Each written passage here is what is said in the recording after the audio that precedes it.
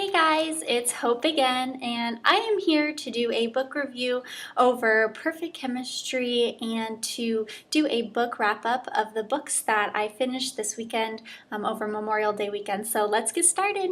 Because of the long 3-day weekend I had, I definitely wanted to try to read some books that have been on my TBR list for a while, and I started off with reading Where She Went by Gail Forman and the last book of the Hush Hush Saga finale, but I'll get to those in a little bit. Right now I want to talk to you guys about Perfect Chemistry. It was a totally unexpected read. What had happened was I was reading a book, I was getting a little sad about it, and so I was going through my Goodreads account and trying to figure out, okay, what book can I read that I've heard a lot of good things about that might pick my spirits up, and I found Perfect Chemistry on my library app that I have, and it was available for me to read like right then. So that was great. I didn't have to wait a while to get it. So I got it, and I've been kind of putting off the read for a little while because, well, first the book cover just seemed really cheesy to me. So it wasn't one of those books where I saw the cover and thought I have to read this right now.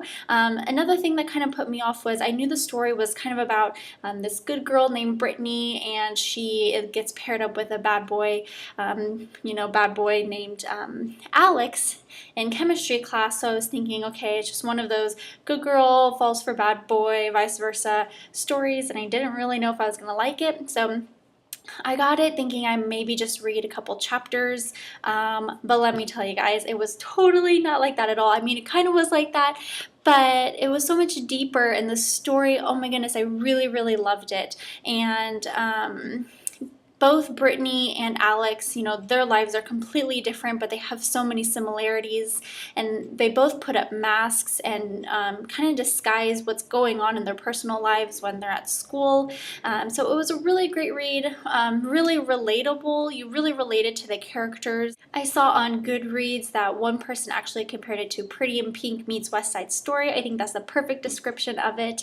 I started this book yesterday at 1 in the afternoon, did a couple things throughout the day, even watched The Bachelorette, and I stayed up and read it until 2:30 in the morning, which was absolutely crazy. I haven't done that since the Divergent trilogy, and it's a work day today, so I was a little bit tired this morning, but I was really happy that I stayed up and read it. The book was just really touching, and it was a book that pulled like all your emotions into it. I, was happy, I was sad, I was frustrated at the characters, but then at the end, oh my gosh, I cannot even gush to you enough about how it ended. It was amazing. So if you guys are looking for a book that will make you have the warm, tingly feelings all inside at the end of the book, check out Perfect Chemistry. I really, really enjoyed it. I do have to tell you though that there are some like gang related topics in the book, so drugs and violence are in it.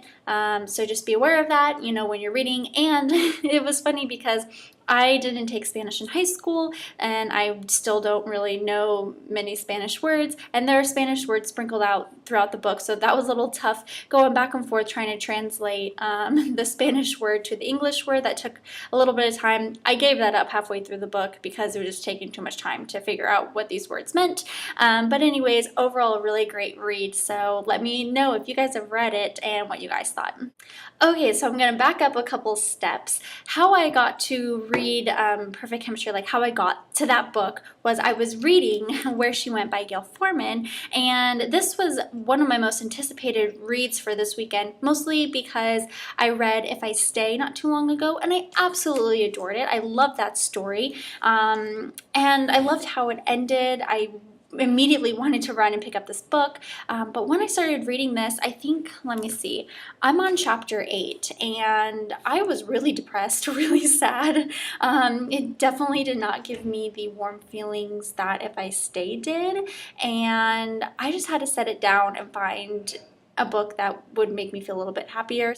I've heard great things about the book, so I'm hoping that it gets a little bit better, and I probably don't like it that much right now because, well, spoiler alert, if you haven't read If I Stay, I would put it on mute for a couple seconds. I'll hold my hand up and you can unmute it when I'm done with the spoiler section, but I think the reason why I'm not liking this book as much is because Mia and Adam are not together. That kind of ruins it for me. Okay, guys, welcome back for those who haven't read the first book. But anyways, I'm going to keep on reading because I want to see what happens, but let me know what you guys thought of this book. I've heard good things, so I'm hoping it gets better. Another book that I read this weekend, which I don't have right now because it's on my Kindle, it's Cinder, and this is a fairy tale retelling, and I was a little hesitant about this book too because I was thinking, how in the world can they retell Cinderella? And then also when I found out Cinder, who is portraying the Cinderella retelling, was a cyborg, I was thinking, I don't know how I feel about this, but oh my goodness, guys, really enjoyed this book too. I was so happy I, bought it on my Kindle and picked it up and read it. I definitely am super excited about Scarlet, and I think Cress is the next one, or the third one. I know that there's going to be a fourth book. I'm not quite sure who that's on. I heard that maybe it's Snow White. Anyways, and I heard the books get better as they go on, which also makes me really excited. I gave Cinder a 4 out of 5 stars on Goodreads. I will link my Goodreads box below, and you guys can check that out and see the review that I wrote over that, and Perfect Chemistry, that one's also on there too, so you can check out that link. But yeah, Cinder was really great, and then after I finished Cinder, I picked up the finale book, and this is the last book to the Hush Hush saga. I am about 150 pages through it. I have a feeling my heart is going to break at the end of this book.